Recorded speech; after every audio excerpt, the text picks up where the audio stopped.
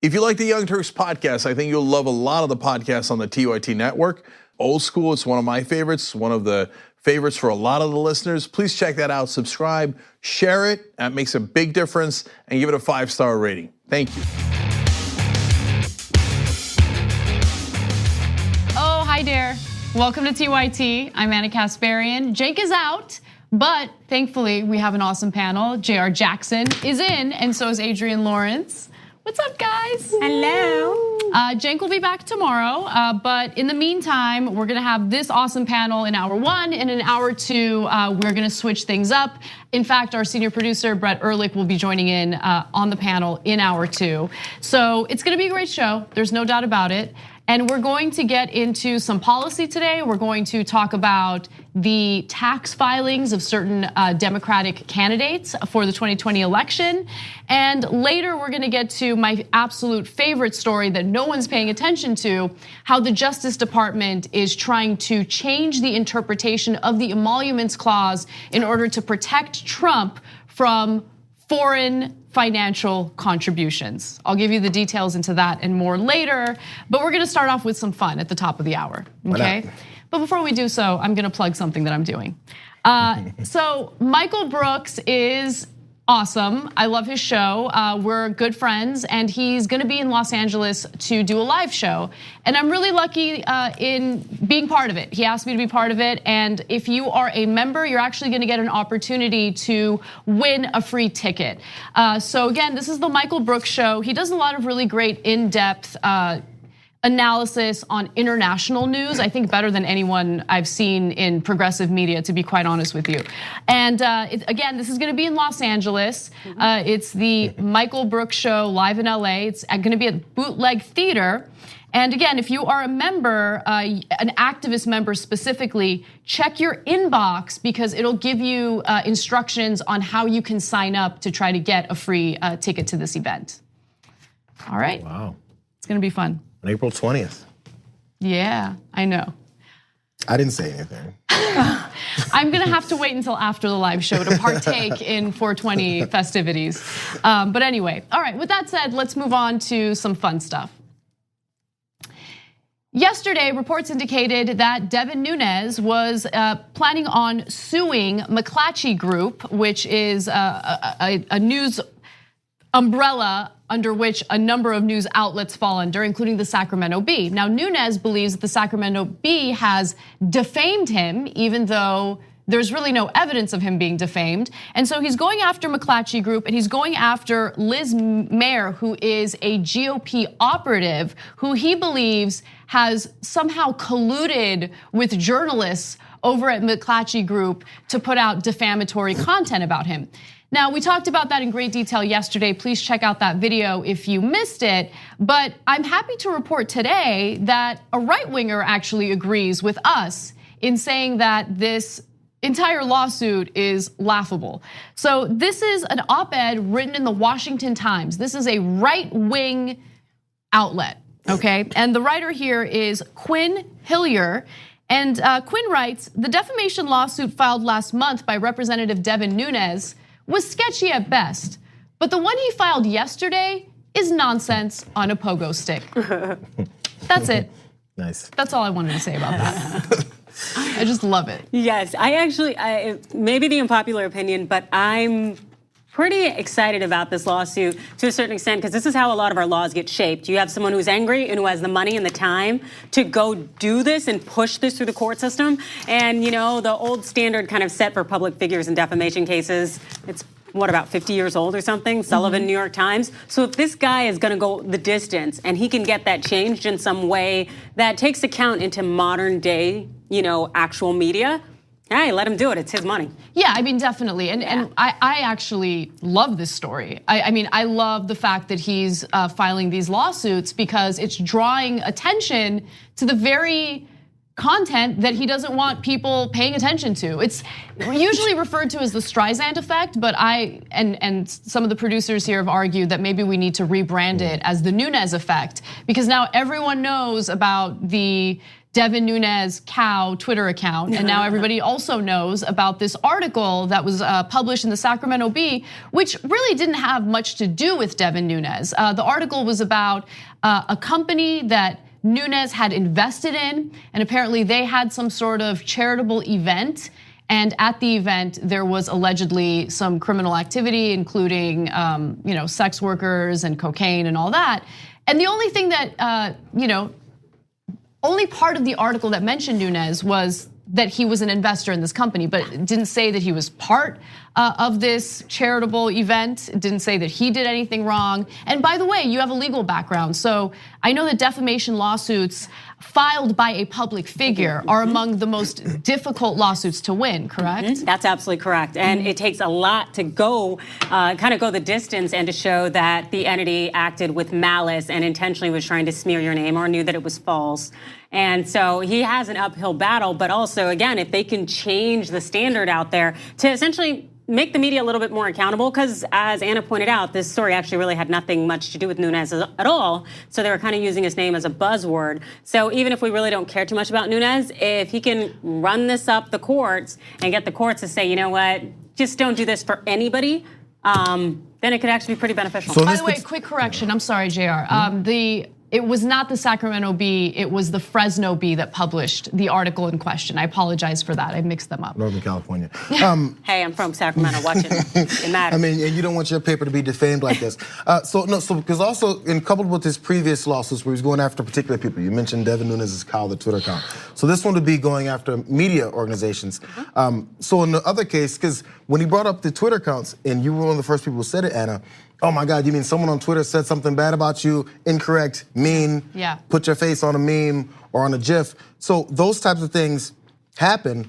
Can that one also change too is also the question, because really that's the one I would see as a harder one to go after, because it's just random entities that say random things about you on multiple platforms. True, but if you end up finding out that maybe this is a concerted effort where you have people using fake accounts or going against people to generate this negativity, these lies, these harsh things that might be considered harassment or whatnot, then you can pierce that veil and hold them accountable as long as the court allows you to do so. Because essentially, it would be wrong for me to be able to create fake accounts and spread lies about you and not be held accountable just because I'm using social media. And we actually see that a lot in situations where people are harassed or threatened or whatnot. And so if this man is gonna go all the way and spend all of his money and get the courts to actually issue some case law that can be precedent on this, yay, get it done, bro. And for the rest of us. And if that's gonna help people who actually have some legitimate issues, the problem is he's got a connection to this. He has a connection to this company that was tied to the yacht and cocaine. There and was no this defamation. Thing. Right. So the problem is if he's doing it that could possibly help other people, he's going about it with the wrong example. Oh, but I'm sure he's not doing it for other people. No, of course not. No. All right, so let's move on to some other news. Later in the hour, we are going to get into the actual important component of Steve Mnuchin testifying before congressional Democrats, but first we're gonna have some fun with this story. So, congressional Democrats are looking to get their hands on 6 years worth of Donald Trump's personal taxes, along with some of his business taxes. And this is something that the administration is fighting back against pretty aggressively. Now, Steve Mnuchin, of course, is the head of the Treasury Department, and he is part of the fight against giving Democrats in Congress what they want. But on 2 different days, 2 days in a row, Mnuchin has testified before Democrats. And what I find interesting is how he's changed his story. So before we get to what he could have potentially done wrong, let's get to his back and forth with Maxine Waters. So Maxine Waters is very aggressive with Mnuchin. And before I give you any more details, I just want you to watch this video and then I'll fill in the blanks. I've sat here for over 3 hours and 15 minutes. I've told you I'll come back. I just don't believe we're sitting here negotiating when I come back. We'll follow up with your office. I appreciate your reminding us of the length of time other secretaries have been here. This is a new way. And it's a new day, and it's a new chair, and I have the gavel at this point.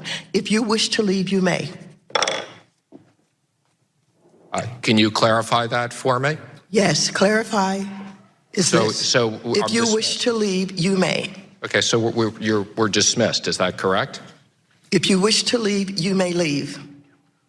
I don't understand what you're saying. You're wasting your time. Don't remember you have a foreign dignitary in your office.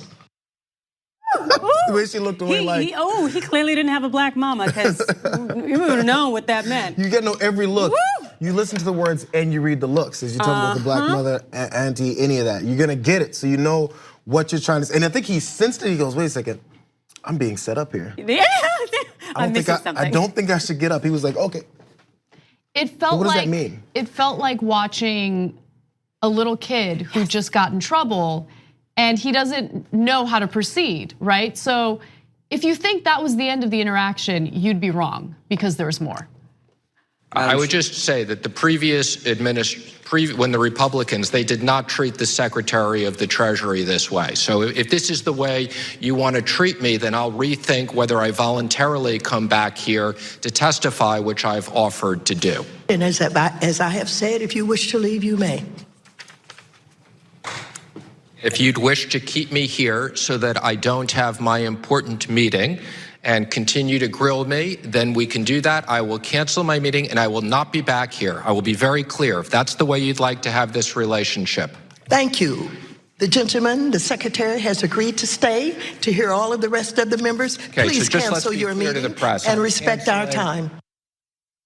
That important, when you bring up the important meeting again, that important meeting was with a turkey sandwich in his office that was left over. He's like, 2 more hours is gonna be bad. It's starting to turn already. She said, test me. Ooh, buddy. It's amazing how quickly male members of Trump's administration, get, I don't know what the right word is, but they get tripped up. They get tripped up once they come face to face with a strong woman, specifically. And it's certainly true of Trump. And it's now abundantly clear with Steve Mnuchin. And also, Steve Mnuchin just doesn't really seem like a very sophisticated person, right? The way that he handled that is kind of amazing. So look, the whole point of this hearing is to try to figure out whether or not the White House has had communications with Steve Mnuchin to encourage him to avoid giving congressional Democrats what they want. And in this case, congressional Democrats, by law, have the right to get their hands on Donald Trump's taxes. But of course, he's fighting this. And the real question is why? Why is he fighting it? So that's one of the reasons why Steve Mnuchin is here. But wait, if you think that was the end of their interaction, there's more. You're instructing me to stay here and I should cancel. No, you just made me an offer. No, I didn't make you an offer. You made me an offer that I accepted. I did not make you an offer. Just let's be clear. You're instructing me. You are ordering me to stay here. No, I'm not ordering you. I'm responding. Okay. I said you may leave anytime you want. And you said, okay, if that's what you want to do, I'll cancel my appointment and I'll stay here. So I'm responding to your request. If that's what you want to do. That's not what I want to do. I told you. What would you like to do? What I've told you is I thought it was respectful that you'd let me leave at 5:15. You are free to leave anytime you want. You may go anytime you want. Please dismiss everybody. I believe you're supposed to take the gravel and bang it. That's please do not instruct me as to how I'm to conduct this committee. My favorite part, I have to say, the back and forth is fascinating to watch, but my favorite part is like the wide-eyed gentleman right behind Steve Mnuchin, who, let's go to Jayar's one shot, okay? Who's doing this the entire time. What's he gonna do? Oh my God.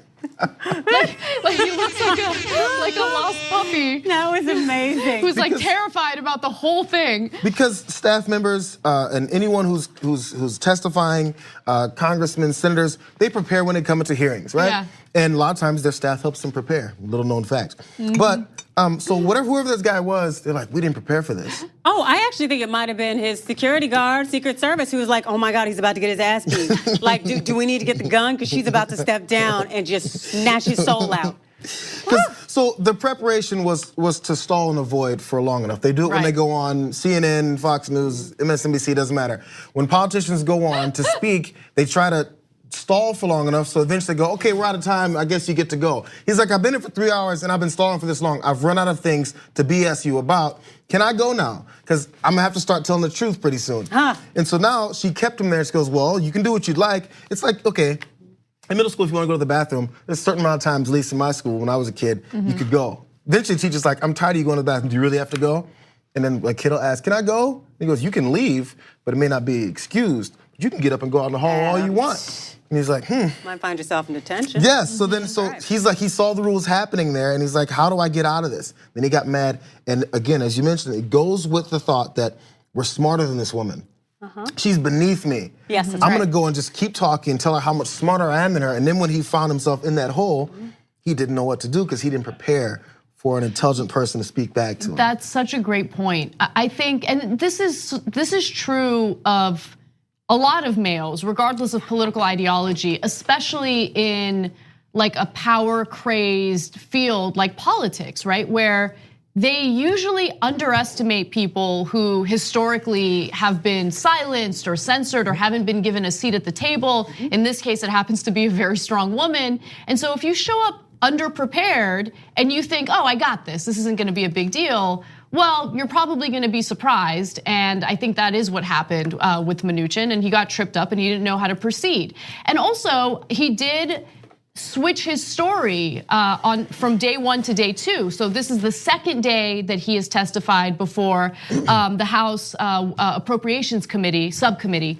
And at first he said something about how he had been in communications with the White House in regard to whether or not he should hand over Trump's taxes.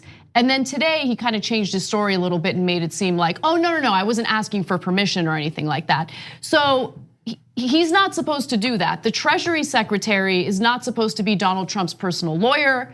He is supposed to be a person who listens to the law, or at least pays attention to and has regard for the law. And it appears, based on his changing story, that he got tripped up in more ways than one. And so we will give you guys the details on that when we come back from the break. But this was just the fun part of the testimony today that I just thought you guys would find entertaining and hilarious. I did. Yeah.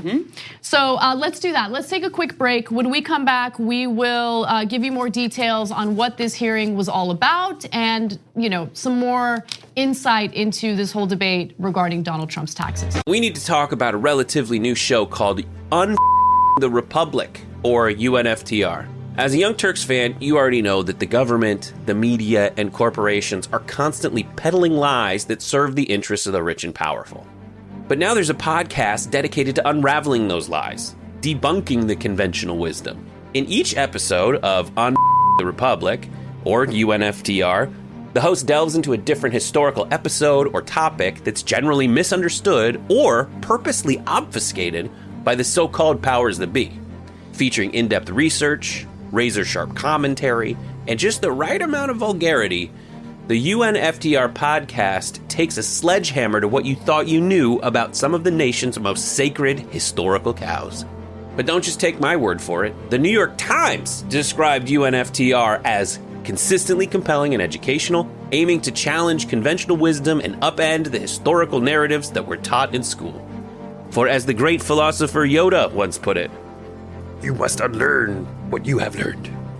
And that's true whether you're in Jedi training or you're uprooting and exposing all the propaganda and disinformation you've been fed over the course of your lifetime. So search for UNFTR in your podcast app today and get ready to get informed, angered, and entertained all at the same time.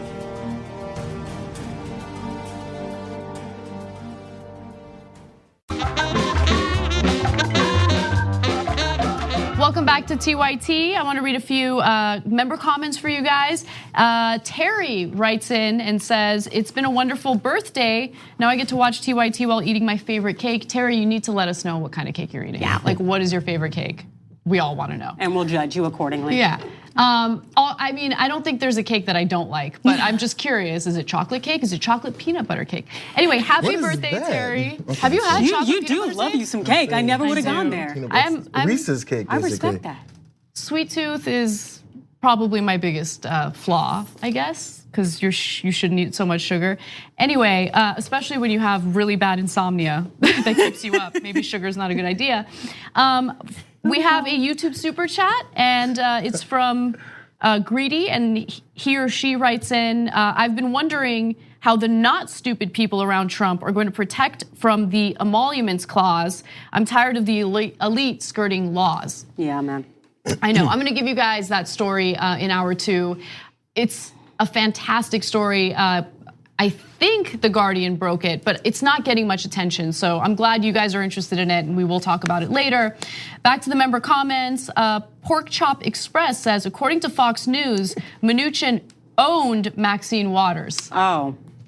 That is, I mean. It doesn't matter. These people are so it doesn't special. matter what is said, what happens, what's in front of you. American politics is the white or gold or blue and black dress, like debate, right? We're all looking at the same thing, but see something completely different. It's kind of incredible.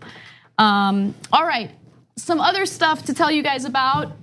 Bernie is having a town hall, Bernie Sanders, and we're actually gonna cover it. So he's gonna have a town hall, unfortunately on Fox, but we will do coverage of the town hall, and we're gonna do some analysis for our viewers. So what we're gonna do is we're going to pull important moments from the town hall and give you guys post-town hall analysis. So it'll be in-depth analysis and commentary. Me, John, and Ida will be on the panel. The first half of our analysis will be available to everyone, but members will be able to access the full special coverage, and you'll be able to watch it uninterrupted. Just go to tyt.com/join to become a member if you are interested. All right, let's move on. Steve Mnuchin has been testifying before the House Appropriations Subcommittee. And one of the things that the members of this subcommittee want to look into is whether or not the White House has directed Mnuchin to avoid handing over Donald Trump's taxes. Now, there is a congressional investigation going on. Donald Trump has not released his taxes, and he claims that he hasn't released them because he's undergoing some sort of audit. Now, this is the longest audit of all time. He hasn't produced any type of evidence to indicate that he's actually undergoing an audit. But the Democrats in Congress specifically want to look into how the president's taxes are being audited by the IRS. That is the main reasoning that they cite in their letter to the IRS. But more importantly, they also want to look into potential conflicts of interest, potential fraud when it comes to deflating his assets and what he's worth when he files his taxes. There's a number of different reasons why they want to look into this. Now, with that said, the Treasury Secretary, Steve Mnuchin, is supposed to follow the law, follow the guidelines, and give Congress access to the tax returns. But he is aggressively fighting this, and there's some reason to believe that maybe the White House has directed him not to give the taxes to the House members looking for this. So Democrats, to be specific, are asking for 6 years of Trump's returns using a federal law that says the Treasury Secretary shall furnish the records upon the request of House or Senate chairman.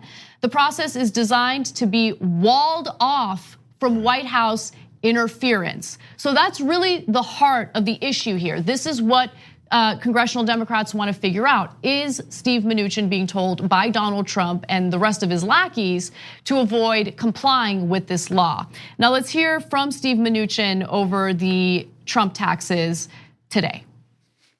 Has anybody in the administration communicated with anybody in your office about this decision? Our legal department has had conversations prior to receiving the letter with the White House General Counsel. I believe that the communication between our legal department and the White House General Counsel was informational, that we obviously had read in the press that we were expecting this. So they communicated just to say expect this, or did they talk about their views in any way, shape, or form as to how you should respond? Again, Mr. Chairman, I want to be clear. I personally wasn't involved in those conversations. Again, I want to be very clear and not be misleading. I acknowledge that there were conversations. I am not briefed on the full extent of those conversations.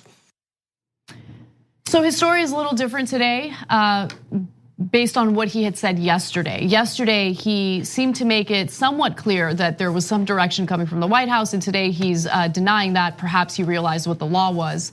But what do you guys make of this? It really seemed like he should have come prepared, saying, hey, I wasn't informed or privy to those conversations. It's like you knew you were coming before this committee to be able to answer these questions, so you should have sat down and gotten the information you needed. But now they're going to have to take a break or maybe go get that information at a later date. And it just seems like he's just continuing to be evasive, even though I did like how he showed the man respect this time as opposed to Maxine Waters. That was fun. The operative words, the man.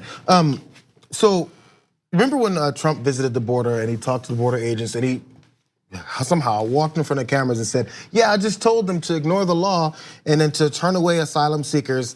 And if a judge comes for you, say, I'm sorry, we're full, we just can't do it. And people around those border agents, their superiors said, as soon as Trump turned his back, they said, if you guys follow his illegal orders, it's gonna be on you. This is the same thing. And we've heard about these reports. It's why, since the beginning, since he was running for president and since he first got in, there's always these reports that say, this is the temperament this president has. This is the way he approaches people that surround him. This is the way he approaches people he tells what to do. And people thought it's just willy-nilly talking trash about him. It says what type of person he's gonna be when it comes to the law. So in this case, the law says you can't come over and talk to your Treasury Secretary about what you're gonna do with the tax returns because that's where the law is set up. Instead, he goes and does it, and all it does, it takes the people that are beneath you and puts them on the spot. Now, Steve Mnuchin sitting in front of a subcommittee talking about the things that Donald Trump potentially told his department to do with the tax returns illegally, and he's gotta take the heat for it. But they continue to put themselves through this grinder when one guy who has a total disregard for the law tells everyone else to break it for him. And everyone around him gets in trouble. And part of me is like, when will people pick up on this? That, hey, why don't I not put my livelihood and my life in jeopardy, especially since I've seen what goes down when everyone else goes down and it's never Trump. Yeah, I mean, people are obsessed with power. And when you're obsessed with power, when that is one of the most important things in your life, you are blind to the ramifications of, associating yourself with this type of administration. So what Mnuchin says during these hearings is one thing, but what are the facts? What do we know? Well, according to the Washington Post, on April 5th, lawyers for Trump sent the Treasury Department General Counsel a letter telling him not to release the records until the Justice Department has issued a new legal opinion. Oh my God. So we oftentimes talk about how there is a two-tier justice system in America, how people in positions of power are able to skirt the law. Donald Trump has been able to do that his entire life. And in this case, it appears that his lackeys are doing what they can to fight congressional Democrats on the release of his taxes. And again, the question for me at least is, what is he hiding? What is in those taxes? Now, it could be something as small as embarrassment. Maybe he's embarrassed that he's really not worth as much as he's been touting publicly. But I'm also more concerned about whether or not there is some foreign influence, financial influence, and whether or not he is making decisions based on his own profit motive as opposed to the best interests of the American people. That's another issue. I want to know whether or not he's been committing fraud and deflating his assets for the purposes of filing his taxes and making it appear that he's not really worth that much and he shouldn't be taxed that much. I don't know. I don't know what's in them. But rather than speculating or having people speculate about what he's possibly involved in, he should release his taxes.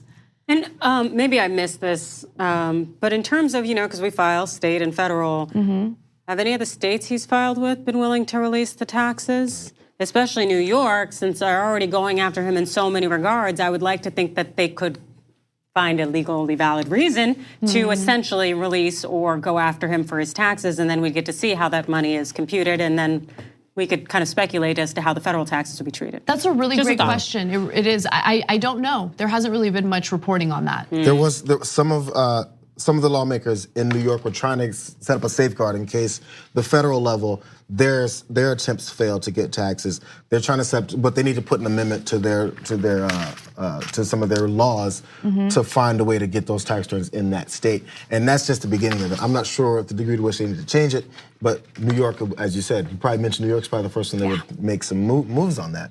And it's probably multiple states, of course. You know, it probably depends on their own laws, I guess. And I want to take just a quick step back and look at the broader picture of what's happening with the Republican Party specifically. Yesterday, we reported on a story involving an investigation that's been launched by Representative Elijah Cummings, a Democrat, into pharmaceutical drug pricing. He and other congressional Democrats want to figure out why it is that Americans are paying so much more for pharmaceutical drugs, especially when you compare what we pay to other countries and what they pay. And congressional Republicans have contacted these pharmaceutical companies and urged them to avoid complying with this investigation. So this is a form of obstruction. We're seeing it when it comes to a specific policy issue like the pricing of pharmaceutical drugs, and we're now seeing it when it comes to protecting Donald Trump, who could potentially be compromised by his financial dealings with other countries. Again, we don't know. We can only speculate because we don't have the taxes in front of us. But there's something in there that he does not want people to know about. Otherwise, he wouldn't have all his lackeys trying to find ways to help him skirt the law. Moving on to some other news. Mitch McConnell. I actually kind of love this story. Recently, Donald Trump didn't announce, but recently it was reported that Donald Trump is considering naming former presidential candidate Herman Cain as a member of the Federal Reserve. And turns out that members of the GOP are not too happy about it. So, in a recent update to this story, it appears that Senator Mitch McConnell is encouraging members of the GOP to approach Trump and air their grievances in regard to Herman Cain before he makes a formal announcement. Let me give you the details. McConnell advised senators concerned about Trump's selection of former presidential candidate and pizza executive Herman Cain and conservative economic commentator Stephen Moore to share their views with the White House now before Trump officially moves forward with the nominations. Cain has faced some controversy in the past, for instance, sexual harassment allegations that effectively ended his 2012 presidential campaign. Members of the GOP are also concerned that Trump's nominees could weaken the independence of the Fed. The Fed is not supposed to be in cahoots with the executive branch. It is supposed to be completely independent. But Donald Trump has made it clear that he does not want the Federal Reserve to increase interest rates. In fact, he threatened to fire the head of the Federal Reserve, Jerome Powell, over incremental increases to the interest rates. And so now you have the GOP who's concerned about Herman Cain because Herman Cain created a political action committee with the sole purpose of supporting Donald Trump. And so the independence of the Federal Reserve is being called into question if he is in fact named the nominee. And the GOP also doesn't want to deal with another confirmation fight, especially considering the sexual harassment allegations against Cain in the past. Now, they might also be a little concerned about the nomination leading to a lack of independence for the Federal Reserve because of comments that Trump has made in the past, including this. Herman is a wonderful man. He's been a supporter of mine for a long time. Oh, that's great. Yeah, so I mean, it's clear that he wants to put people who are loyal to him, who like him, who support him in these incredibly important roles. Because Herman Cain, like, where did that come from? Out of nowhere, Herman Cain's back. And it's because he's been supporting Trump financially with this political action committee.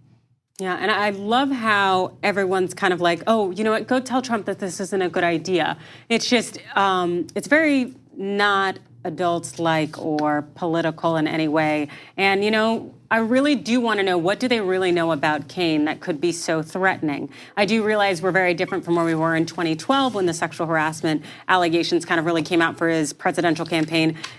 So there could be a lot more that come out, and, you know, I guess Republicans don't want to all be labeled as, you know, harassers and whatnot. But still, feels like there's more based on the level of intensity. It probably depends on the level of the person, right? Okay, so there's the normal process where if you've known the guy long enough or if he's powerful enough, you're gonna protect him all the way to the top, whether it's sexual harassment allegations or anything that they may have done, something illegal. But when you're following someone like Trump and he's the president and everything is based in, his appointees are based in, he's a nice guy to me, and who cares how he is to anyone else or any kind of experience he may have for this field, he's a nice guy to me.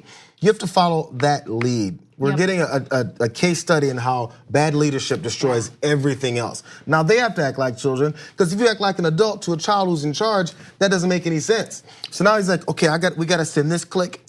Let's send that click, and then send that click at lunchtime to go talk to Donnie and see if we can get him to change his mind before he goes to try and beat up somebody after school. It's childlike because that's who's running the place. Right, it is childlike, but it has, I think, real consequences that could even outlast the Trump administration. Because remember, the Justice Department, and specifically the Attorney General, is not supposed to serve as the president's personal lawyer.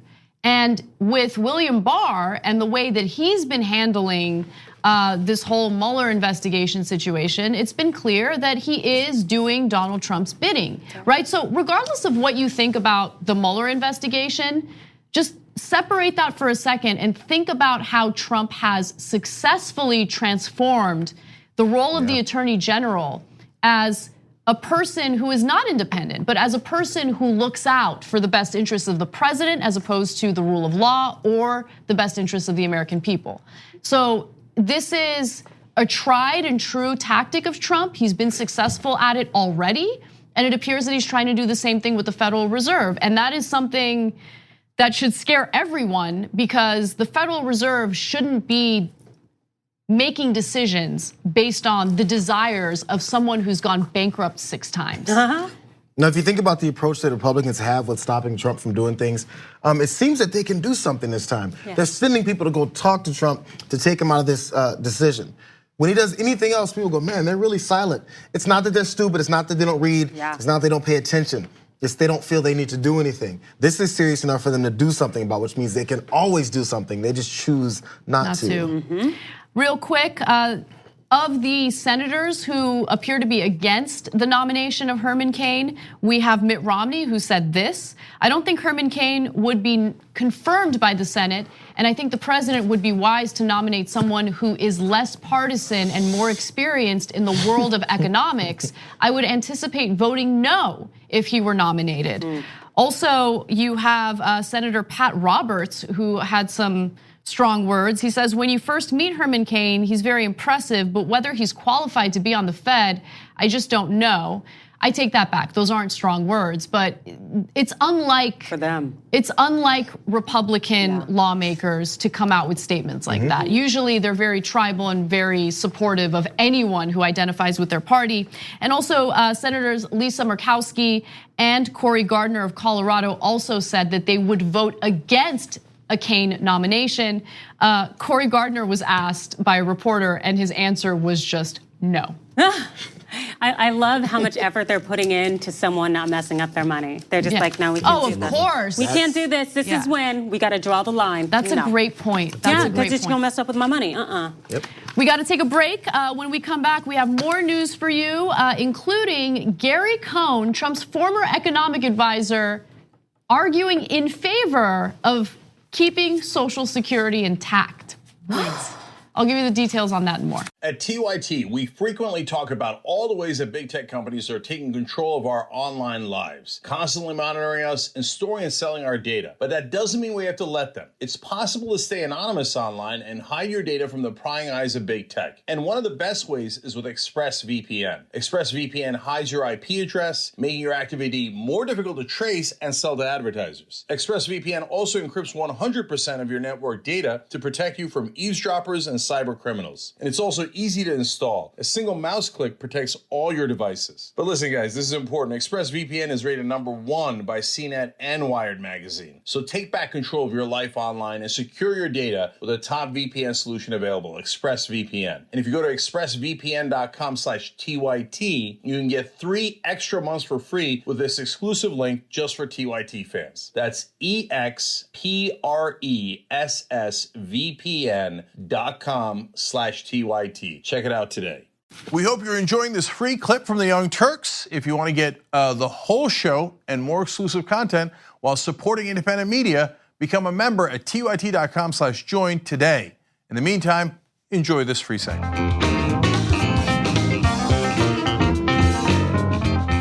Welcome back to TYT. Anna, Jayar, and Adrienne with you. Shop TYT is looking to put out some new shirts, and we're doing it using fan designs. And the great news is you can vote on which design is your favorite, and the winner will be featured in the Shop TYT store. So just to give you some examples, there's the New Party Who Dis, featuring AOC on the shirt, and that's my, I actually love all of them. Those are my 2 favorites, gotta keep it real. And I think the Too Strong one featuring Ilhan Omar is Cenk's favorite, but who cares what our favorite is? We wanna know what your favorite is. So all you need to do is go to our website, tyt.com/notice, and then you'll be able to vote and tell us which one is your favorite. Thanks, guys. I'm gonna move on to the next story because I wanna fit in as much as we possibly can. Gary Cohn was Donald Trump's economic advisor, and he was also one of his lackeys who pushed for Trump's proposal on cutting taxes for the wealthy. That giant tax cut is going to cost the US economy almost $2 trillion over the next 10 years. But now all of a sudden, Gary Cohn, who is out of Trump's administration, is arguing that Trump's proposal to cut Social Security is disastrous. In fact, he's referred to it as political suicide. So to give you details on what Trump proposed, in March, he proposed a $26 billion cut to Social Security, including a $10 billion cut to its Social Security disability insurance program. Now, Gary Cohn, in response to this, has said the following: Democrats won't allow that to happen, and I don't even know if the Republicans will allow that to happen. And so he didn't say this, but I can say it for him. The reason why Democrats and Republicans do not want to touch Social Security or cut Social Security is because they know that it's an insanely popular program. And it would be political suicide to cut taxes on the rich and then go turn around and cut Social Security. Now, he also says the following: moving money out of the Social Security Trust Fund would be pretty difficult when you look at the demographics, even in a bunch of red states today. It would be political suicide, just like what Republicans saw happen with repealing pre-existing conditions. So he sees how much of a consequence this would lead to, and he's keeping it real, and I appreciate it. But Gary Cohn is also full of crap. And I'll explain why in just a minute. But before I do, I just want everyone to remember what Donald Trump campaigned on and what Trump continued to say during his first 100 days in office in regard to Social Security. Take a look. Save Medicare, Medicaid, and Social Security without cuts. Have to do it. People have been paying in for years, and now many of these candidates want to cut it. You save it, so you've been paying into Social Security and Medicare, by the way. Let's put them in the thing, because Medicare does work. With both, you have tremendous waste, fraud, and abuse. We're going to take care of that, okay? But we're not going to cut your Social Security. Yeah, again, I just want to emphasize that in March, just recently, Trump proposed cutting Social Security to the tune of $26 billion. So Cohn has the ability to say things like this because he's out of the administration now. I remember when he was leaving, Trump was like, oh, and he's gonna leave, and maybe after he makes a few $1 million, he'll come back and hang out again. So Cohn has the ability to now actually talk about policy or politics. When you're dancing around with the president, you have to only talk politics. So if he's under his administration, he can't say this to him because who cares? We all want to screw over everyone else just for the sake of other rich folks and people who paid us to do so. So now that he's there, he's from the outside, he can kind of say it and hope that it penetrates. Yep. But like, this is gonna be political suicide, not policy-wise. He didn't say anything about the people that would be affected and the devastation that would happen to them and how they then paid for it, but then what are they gonna get in return? Yes. They're gonna vote you out. We learned this when we talked about healthcare and how we screwed that up too.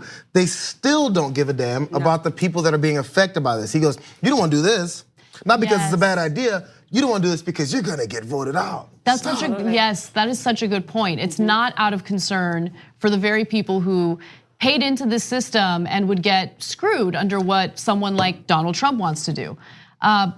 Yeah, it is amazing because on one hand, think about this. Like the way our entire tax system is set up is so incredibly regressive. And we're expected to pay a higher percentage of our income in taxes. We, dutifully pay for Social Security tax and Medicare and all of that. And in the end, you have lawmakers constantly threatening to cut these programs to the point where we might not even benefit from those programs ever in our lives. So it's called an entitlement because it is an entitlement. We're entitled to something that we've paid into. And again, we all knew it. We all knew that when the Republicans were passing for these tax cuts, the number one thing they were gonna do is try to cut certain government programs that we've all paid into. Now, they haven't succeeded in it yet, but I have no doubt that they're gonna continue trying.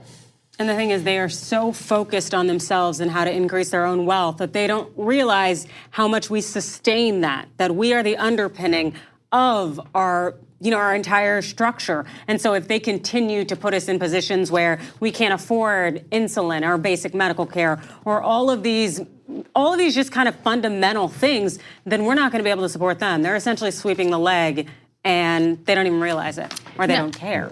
Now, one of the biggest issues is that we haven't balanced the budget. We have, in fact, made things worse under the Trump administration because he has cut the corporate tax rate from 35% to 21%. And then remember, the effective corporate tax rate is actually much lower than that. There was really never any tax reform. He didn't close any of the loopholes that these corporations take advantage of, which is why the effective corporate tax rate is much lower. Under the 35% tax policy that we had before, corporations were paying on average 17%. So imagine how much lower it is today considering the corporate tax is down to 21%. And we saw it with Amazon paying no tax whatsoever. Exactly, so you have these massive, multi-billion-dollar corporations not paying anything in federal taxes, and in some cases, actually getting a refund, which is insane. So I bring all of this up because who was one of the main cheerleaders for Donald Trump's tax cuts for the rich, which puts all of these other programs in jeopardy? Gary Cohn. We think our tax plan will have enormous amount of growth in it. And I think you will understand that, and the guests on your show understand. When we drive economic growth by bringing businesses back to America, by making our business tax system very competitive with the rest of the world, we think we can drive a lot of business back to America. We can drive jobs back to America, and we can make ourselves very competitive. That growth is not factored into those numbers. So Gary, what's internally, what's your estimate? What's the number in terms of the productivity growth that this will create? We think we can pay for the entire tax cut through growth over the cycle. I understand that, but in terms of the growth rate that you think this will create in terms of paying for it. So look, Andrew, as you know, last quarter we were about a 3% GDP. We were 3% GDP growth. This quarter, we're going to have some strange data because of the hurricanes and the way the hurricanes affect. Oh yeah, because of the hurricanes. Yeah, it did not lead. The growth is not, in fact, helping to pay for these giant tax cuts. We all know that. The only thing that we did see following the tax cuts for the wealthy is record corporate stock buybacks. So that has artificially inflated the value of stocks. But overall, no, this has actually increased the deficit. We, as millennials, are gonna have to deal with record debt. It's a terrible, terrible policy. He knows it, but he doesn't care because he gets the benefit from it. They're able to say this for that, however long that 30, 40-second clip was, back in 2017, 3% GDP growth. We're gonna think in the future, we're gonna pay for this because of economic growth, and we're gonna do this, that, then the stock market goes up, then you can build jobs in small business. People that are sitting there making $50,000 as a household don't know what any of that means because they have nothing to do with that GDP growth coming back to them in any kind of real tangible way. They just hear it and go, oh, he's saying it's all gonna be great. Who else moves through their life? When I got out of college, I was broke. And I was wondering, how am I gonna pay these loans? And I had no good job to do, so I was working BS jobs. I didn't go and say, you know what? I'm just gonna charge up all these cards, because eventually I went to USC, I'm gonna make some money. No, it took a long time. So you don't approach your life that way. Why would the government approach their money making that way? And you know what, we're gonna do all these tax cuts, spend all this money, give it to people who don't need it. And in the future, we think, he's literally said in that clip, we think it's gonna pay for itself once everything changes. That's not how you operate with your money. And he knew that it wasn't gonna pay for itself. We're not idiots, and it's insulting to have such a weak sauce argument to begin with, right? He didn't believe it, we didn't believe it. And by the way, when GDP is calculated, they look at consumer spending. If you look at consumer spending, how is consumer spending done in America right now, considering stagnant wages that do not keep up with inflation? They do it through credit cards, they do it through loans. That's the kind of consumer spending that's happening right now, which is the reason why Americans have record debt today, even when you compare the debt today to 2008 levels. We have more debt today than we did in 2008, okay? That's calculated into GDP as a good thing because, hey, consumers are spending. Yeah, but they're taking out loans to do it. That's right. We do not have a good economy. If you really do a deep dive, we do not. And they keep telling people that, and people buy it because they don't know any different. Yeah. Again, now he warned against the Social Security and Medicare cuts because people do know that. That's established. Enough people know about that. You can't pull the wool over their eyes on that, but we can about all this growth that doesn't ever affect you personally. Thank you to Adrienne and Jayar for doing the show with me. We are going to get into the taxes for some of these Democratic candidates when we come back from the break. Brett Ehrlich and Nando Villa will join us as well. And leave us some comments. I promise I'll read your tweets next time. We'll be right back. Thanks for listening to the full episode of the Young Turks. Support our work, listen ad-free, access members-only bonus content, and more by subscribing to Apple Podcasts at apple.co/TYT. I'm your host, Cenk Uygur, and I'll see you soon.